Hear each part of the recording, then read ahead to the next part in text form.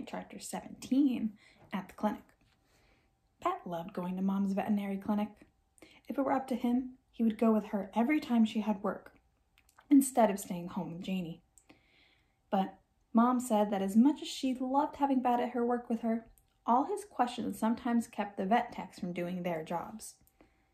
Bat tried not to ask so many questions, but there were so many interesting things to ask about. Today you can help Lawrence with the baths, Mom told Bat as she drove him the 3 miles from the Solway School to the small brick building marked Valerie Tam, DVM. Janie was always trying to get Mom to rename her veterinary clinic to something else, something fun. She'd say, something creative. So far, she had suggested the Furry Friends Clinic, Pause for a Moment Veterinarian, Nose to Tail and everything in between, and her favorite, the Pawspital. But Bat liked seeing Mom's name on the side of the building. It was like she was a celebrity. I'm good at bats, Bat said.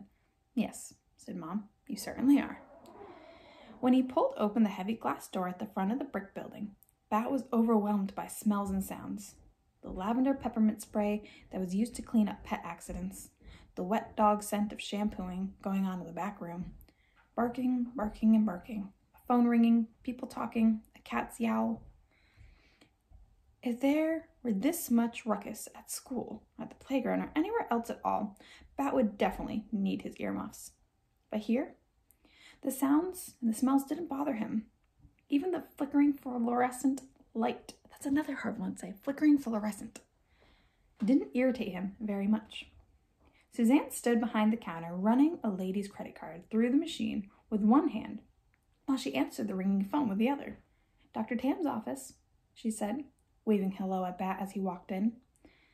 He waved back, but he didn't say anything because he didn't want to bother her.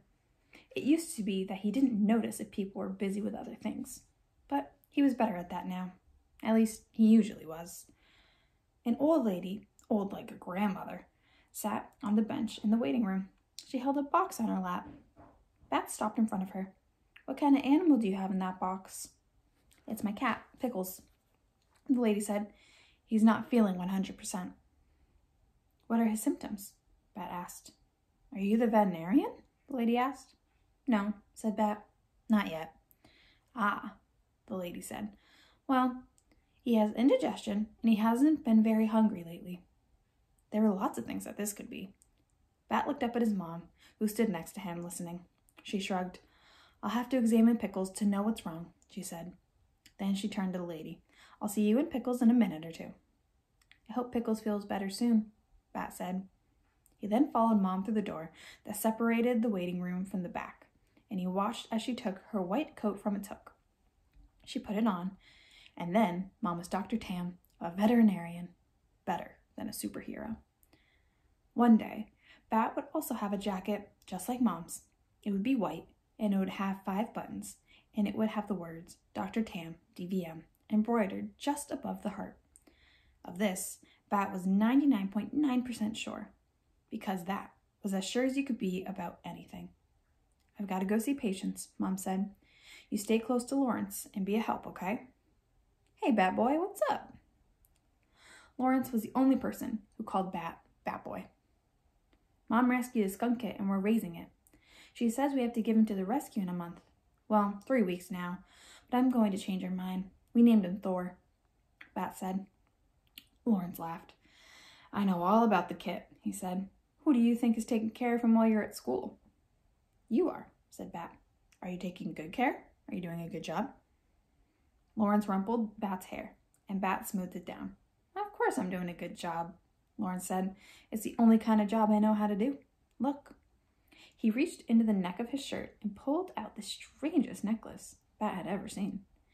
It was made of t-shirt materials, and it ended with a little pouch just big enough for cradling a skunk kit.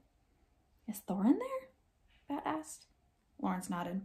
Yep, the little guy seemed kind of lonely in his kennel, so I made a sling for him out of one of my old t-shirts last night. See? Snug as a bug in a rug. Lawrence opened the pouch so that Bat could see inside. There was Thor, curled up into a little sleeping ball. Can I wear him? He asked.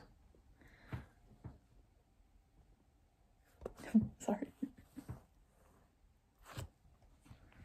Of course, we don't want him getting very wet when washing the dogs. Here. Very carefully, Lawrence pulled the sling over his head and then lowered it over Bat's. But the sling, which was barely reaching Lawrence's chest, sank all the way to Bat's belly button. We can fix that, said Lawrence, and he looped the fabric into a knot behind Bat's neck and shortened the sling. There, he said.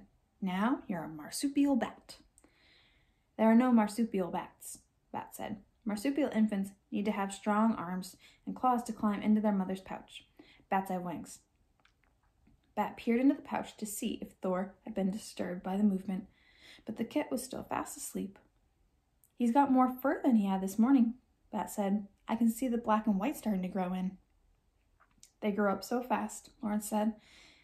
You seem bigger than last time I saw you two. Not you, said Bat, closing up the pouch and tucking it into his shirt. You're already all the way big. Lawrence grinned. If I get any bigger, I'll have to buy special order shoes. I already wear the biggest size the shoe store sells. Good thing you're too old to grow, Bat said. Good thing indeed, said Lawrence. Then, he said, Thor's a great name, Bat. Did you come up with it? No, said Bat. Janny did. You're a lucky kid to have such a creative sister, Lawrence said. Did you thank her? No, said Bat. Not yet. Well, there will be time for that later, Lawrence said. How about assisting me with some baths? Usually, Bat would do just about anything to help Lawrence with baths. But now, with Thor in the sling, curled up in a sleep, I don't know, said Bat. Don't worry about the kit, Lawrence said. You can wear an apron, and I'll do the soapy stuff. Lawrence draped a green apron around Bat's neck. He tried to make sure it wasn't pressing too tight against the sling as Lawrence tied the twist of the strap around the waist. All good? Lawrence said. I can't tell if Thor is still breathing, Bat said. Maybe it's too tight. Lawrence untied the strap and Bat took off the apron. He pulled open the sling and peered inside. There was Thor, still tightly curled into a little ball, still fast asleep. He's okay, sighed Bat. Lawrence patted Bat's shoulder. Maybe you can just keep me company today. How does that sound, Bat Boy? Better, said Bat. I can supervise. Good idea, Lawrence said. You can tell me when I use too much soap. That's easy, said Bat, following Lawrence into the holding room where dogs waited in separate kennels for their baths. You always use too much soap. Bat climbed up on the counter across from the big silver wash basin and watched as Lawrence bent down and opened the far kennel. He scooped up a shaggy white poodle who didn't look very happy about what was about to happen. You're okay, Jeff, Lawrence said. He was using his soothing voice, which was calm and deep. Jeff is a funny name for a poodle, Bat said. Well, Bat's a funny name for a kid, Lawrence answered, setting Jeff into the wash basin before smiling at Bat. Bat smiled back. Then Lawrence got to work, slipping off Jeff's collar, putting him into a little restraint so he couldn't jump out of the tub, and then turning on the faucet and running his hand under the water to check its temperature before he started spraying down the dog. That's a new restraint, isn't it? Bat asked. Good eye, said Lawrence. He shut off the water and began massaging shampoo into Jeff's curly pelt. The other one was getting rusty, so I ordered a new model. Is that a suction cup connecting it to the wall? Sure is, said Lawrence, and a strong one, too. He grabbed a hold of the rope and tugged on it to show Bat how well it was connected to the wall. But with a loud pop, the suction cup came right off, and the dog was free. Jeff didn't waste any time. With an excited yip, he scrambled over to the lip of the wash basin and leaped out to the ground, bubbles everywhere. He was slipping and sliding when he landed, his nails scraping across the aluminum floor. Lawrence reached to grab him, but Jeff was too fast. He scrambled toward the door.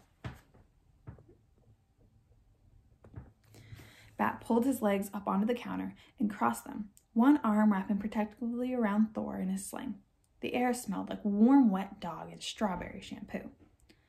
Lawrence's fingers were inches away from Jeff when his heel found a puddle of soapy water.